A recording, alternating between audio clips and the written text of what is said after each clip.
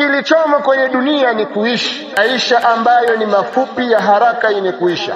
Ama dini, fadinu fihi aljanna wan nar, katika dini kuna pepo vile vile kuna moto. Ima upate pepo kupitia dini yako au upate moto kupitia hiyo hiyo dini. Dini iwe ni sababu ya pepo au sababu ya moto. Na ndio maana mtu yeyote anayetoka kwenye hii dunia pasina kuwa na dini, basi huyu amefeli na maisha yake aliyoishi kwenye dunia si lolote mbele ya Allah tabaraka wa taala. Kwa jambo la kwanza, qaddama al-ahamma, ametanguliza kile chenye umuhimu mno, na ameitanguliza dini kwa sababu ni muhimu sana kuliko dunia na yaliyomo.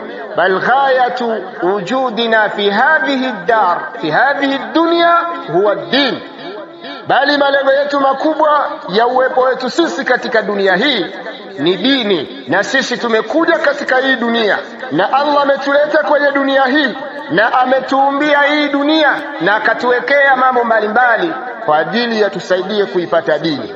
Na ndio maana dunia si lolote mbele ya Allah tabaraka wa taala. Falaysati ad-dunya bishay inda Allah, dunia si lolote mbele ya Allah tabaraka wa taala.